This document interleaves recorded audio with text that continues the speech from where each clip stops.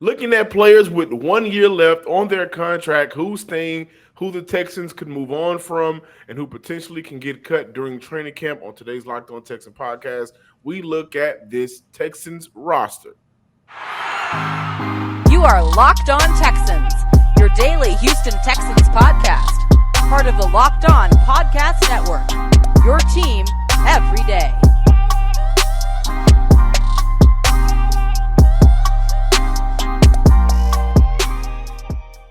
Welcome, everybody, to a Wednesday edition of the Locked On Texans podcast, a part of the Locked On Podcast Network, your team every day. I'm John Hickman, sporting the fro for today, joined by none other than Cody Davis here as we discuss the Texans roster, as we talked about in the opening of the show. Cody, we look at this roster, and there's a bunch of guys that are on 1 year contract deals with the Houston Texans or have 1 year remaining on their contract from the previous signing that Houston has, highlighted by Akamu Grugier-Hill, Pharaoh Brown, Ugbo Okoronkwo, a player that was signed during free agency this offseason, Jordan Jenkins, Rasheem Grant. So Houston has a few players that are 1 year type of guys, which that's been a trend for them the past several years. And I think it's important that we discuss who's on this roster that says, you know what, it makes sense for Houston to move on from them after this season based off what we were able to see up until this point. And then on the flip side, look at players that Houston should 100% consider bringing back. And for me, the two players that I would look at to not return after this season is DN Jordan Jenkins and linebacker Kamu Grugier-Hill. I think the depth chart for the defensive end position is kind of interesting right now. Okoronkwo, Rasheem Grant, two players that Houston signed in the free agency this offseason that I really believe could possibly be much more productive than what we saw out of Jordan Jenkins last season, especially when I look at a Grant and then Mario Addison and Jerry Hughes. Those are 4 offseason additions at that position for a player. When you look at a Jordan Jenkins that was very underwhelming last season. In fairness to Jenkins, things were a little rocky last season. I get it, but Houston did address that in this year's free agency and didn't decide to do that in the draft. So I believe that there's some linebackers or edge rushers or defensive ends coming out next season that Houston really may want to look at. Also, Adeyo Adwele, he's a project prospect born in Nigeria, played in the European League, had 34 total tackles, 14 tackles for loss, 7 sacks in 8 games last season. One of those project players that could be very interesting for Houston. Not sure. Does stand at 6'5", 250 pounds. So he's a big guy. What works in Jenkins' favor, I think, is the fact that he was signed by Caserio last offseason. More stability on the defensive side of the ball. I can see Jenkins having a good camp, but we're also looking at this position as a position most people wanted Houston to address in the draft, and they didn't, like I mentioned.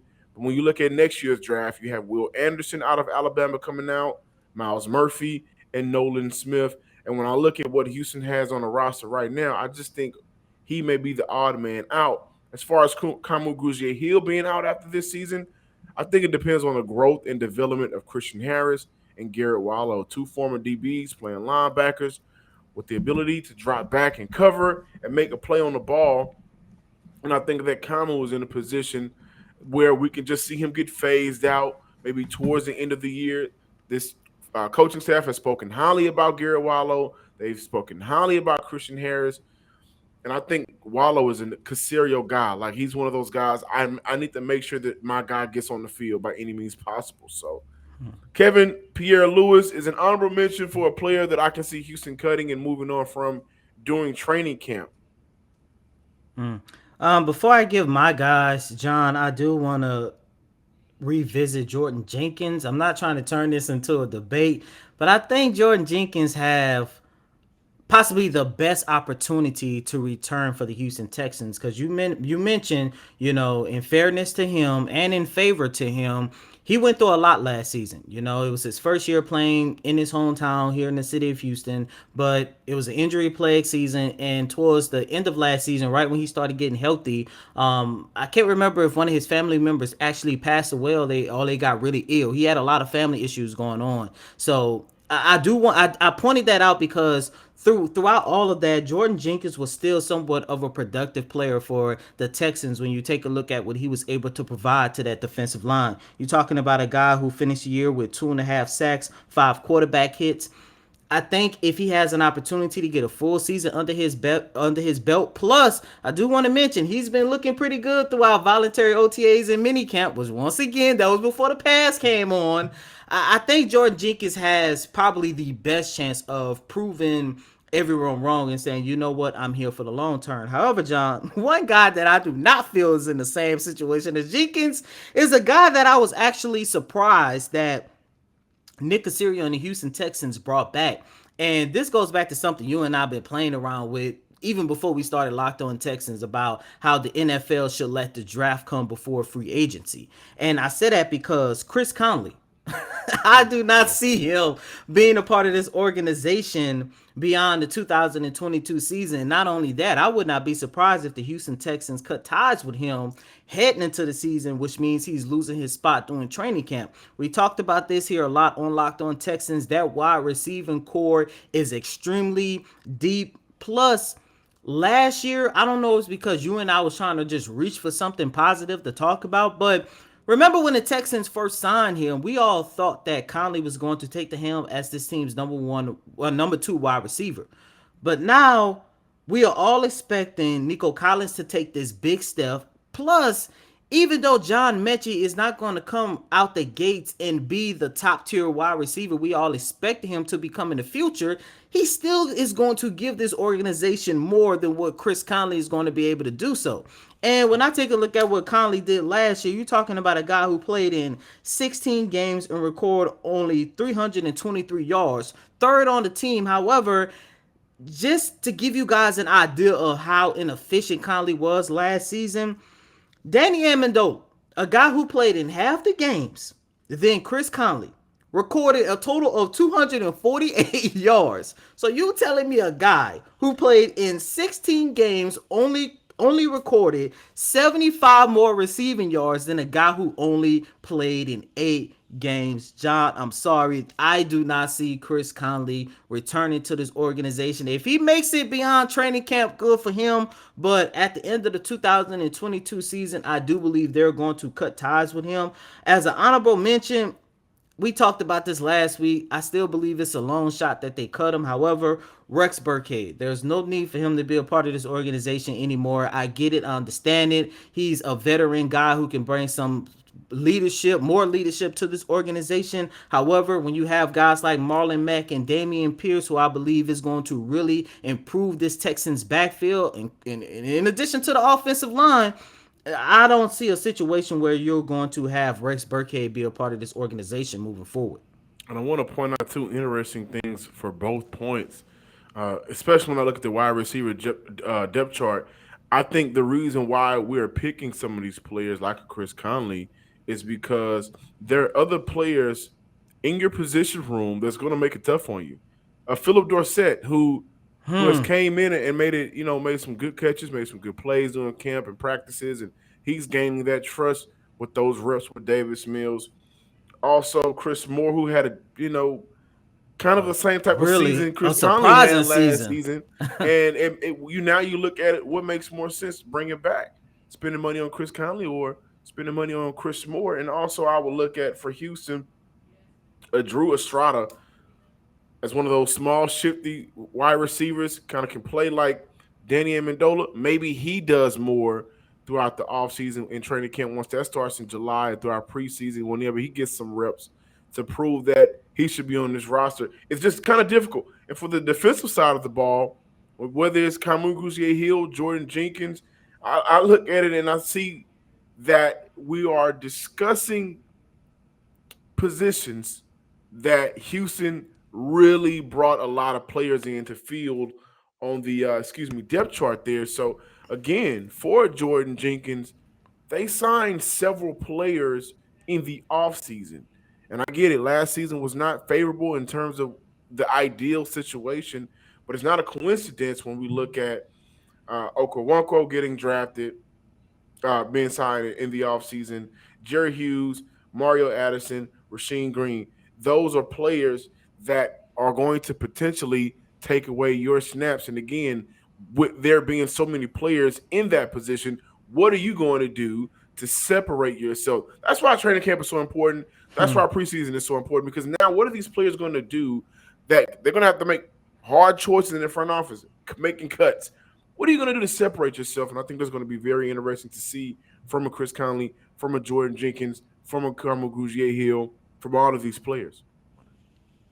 This episode is brought to you by Rock Auto. With the ever-increasing numbers of makes and models, it's now impossible for your local chain auto parts store to stock all the parts you need. Why endure often pointless and seemingly intimidating questioning and wait while the person behind the counter orders the parts on their computer, choosing the only brand their warehouse happens to carry when you have access with computers at home to rockauto.com and in your pocket.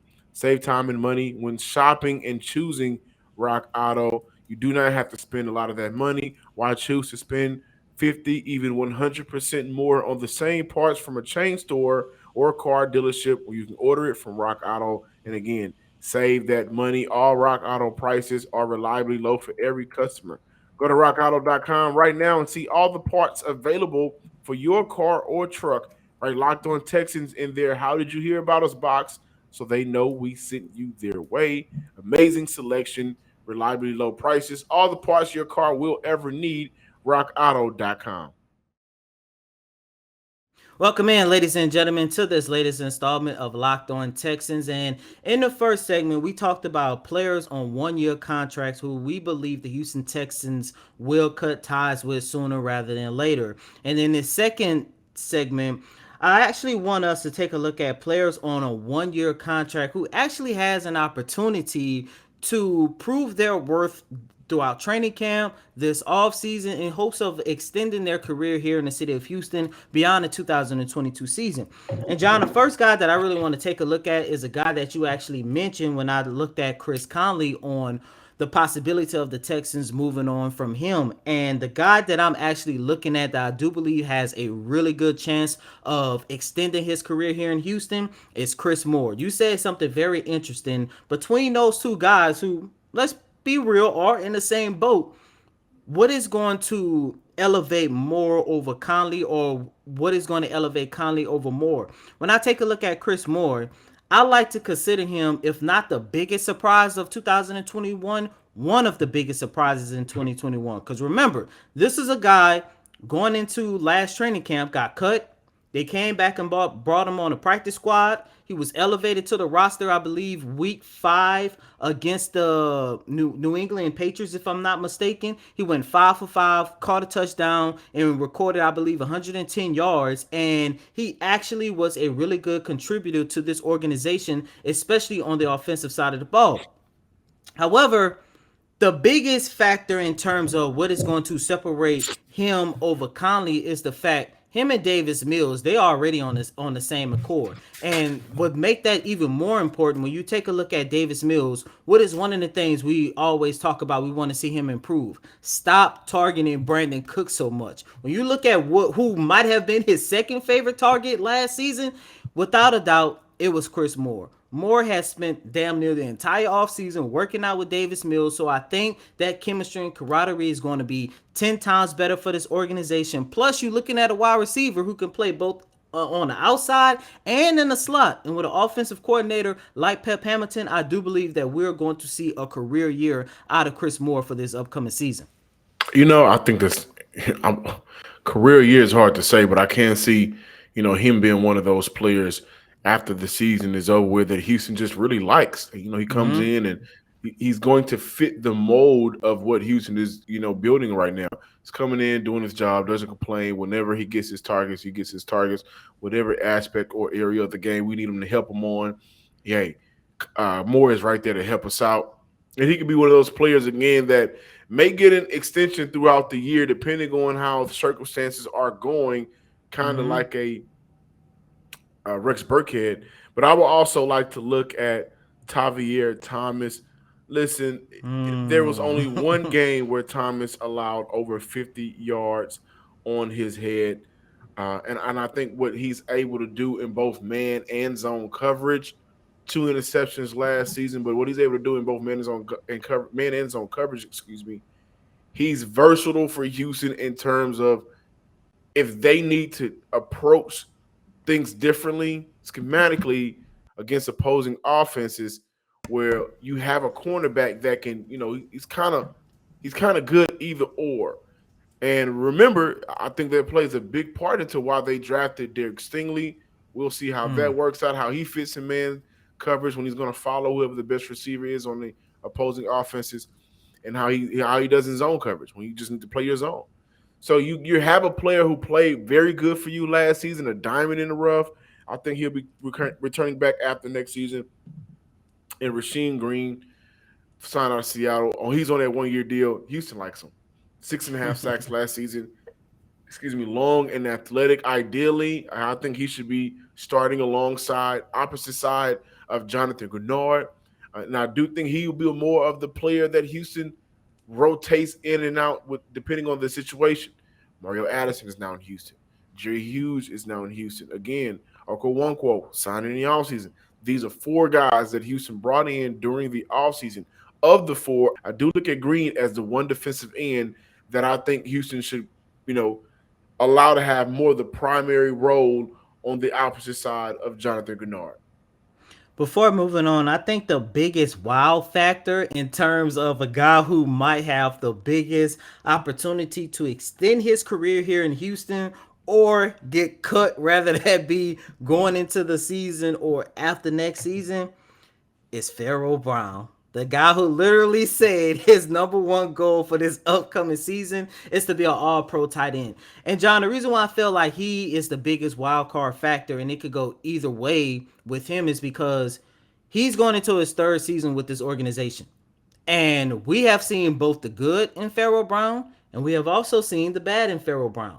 And it seems like rather if it's the good, we are giving him a pass because is he really that good of a tight end, especially as a pass catcher? But you also got to consider, well, damn, he was playing with Deshaun Watson, who was by far a top 5 quarterback in the league at that time. And then when you take a look at the struggles that he went through last year when he was away from Deshaun Watson, then it's like, well, damn, look what Tim Kelly did. And of course, we talked about this a lot here on Locked On Texans. Like, the man was being utilized as a blocker, but he's not a blocking tight end. He is a pass catching tight end. And so When you look at the year Pharaoh Brown had, which one? With Deshaun Watson, you throw sugar on grits, everything gonna be sweet. That's what I'm saying. So that's why when I take a look at his future here in Houston, I think it can go either way because not only does he have a quarterback in Davis Mills, and no, I'm not saying Davis Mills is going to be on the level Deshaun Watson was in 2020, but he has a stable quarterback. He has a better play caller. You have better coaches. You have better player around you. I'm expecting Pharaoh Brown to have a good season, and I'm pretty sure the organization is as well. However, if we see more of the Pharaoh Brown that we saw last year, there's no way the Texans bring him back. Well, and let's be honest, Pharaoh Brown year that he had with Deshaun Watson, again, you throw some sugar on them grits, it's going to be sweet. You were playing with arguably a top 3 quarterback in the league that year, and those numbers were not eye-popping numbers. Those were not, wow, did we just find something that nobody in the league found, and now he needs to – remember Jimmy Graham came out of nowhere? Like, oh, he's good, but he is really good. He didn't have that type of year with Deshaun Watson. And after that year, you decline. He's a player that, again, depth chart, right? Last season, the tight end depth chart, there was an unknown factor about Brevin Jordan in a sense because he was in the first round graded talent. So, tight ends later in the draft, well, who is he? He's a, kind of an unknown man out of Miami. The depth chart this year, I think, is a little bit more competitive compared to last season. Last season, you look at the depth chart, he was able to win it out in training camp and preseason based off what I think they saw out of him last year, and they had those same expectations. But with the inconsistency at quarterback and play calling, just didn't work out. But also, the tight end group wasn't as spectacular in the sense, or didn't have as much talent as they do now. Second year, Brevin Jordan, they drafted Tegan Quintariano, and they obviously like him. You get later in that draft, you kind of stick to those players that are on your draft board that you really like, and they must have really liked him. So now you have 4 tight ends on this roster. Pharaoh Brown, what are you doing to separate yourself from Brevin Jordan? That's the first question. Now, what are you doing for this franchise to pick you over a player that they drafted, that they really liked later in the draft, when they could have probably addressed the need? Maybe look at the defensive end position, or maybe another defensive tackle, or maybe you look at a center that they chose not to draft as well. So, Pharaoh, what are you doing now for you to separate yourself and beat out this rookie tight end? This will be a very interesting battle at training camp, not because these are star-studded players, but because who's going to really beat out who and how they're going to do so. BetOnline is your number one source for all of your betting needs and sports information. BetOnline is your continued source for all of your sports wagering information, including live betting, esports, and scores. And with BetOnline.net, they continue to remain the best spot for all of your sports scores, podcasts, and news this season. Find out all of the latest sports developments, league reviews, and news, including this year's NHL playoffs and Major League Baseball. Head to the website today or use your mobile device to learn more about the trends in action, because BetOnline is where the game. Thanks for making Locked On Texans your first listen today. Now make your second listen to Locked On NFL podcast. Our NFL national experts and insiders keep fans dialed in with the biggest stories and the latest news from around the league, because an offseason doesn't equal a break in the action. Just a quick update. Deshaun Watson's hearing will continue throughout today on Wednesday. So right now, the entire NFL world is still awaiting news on whether or not Deshaun Watson will be suspended, how long will it be indefinite or not, and how the Cleveland Browns will be proceeding moving on throughout the season. The worse that happens to them, the better that happens to the Houston Texans. And of course, that is one of, if not the biggest news in sports as of right now. I'm at the point now, I just want to know, John, what's the biggest news in sports right now? The foolishness that's going on in Brooklyn with Kyrie Irving, or this Deshaun Watson situation? Hands down. But which, by the way, the collapse in Brooklyn also affects what goes on in Houston as well. But I just wanted to throw that in because, my God, the situation in Brooklyn is just so crazy.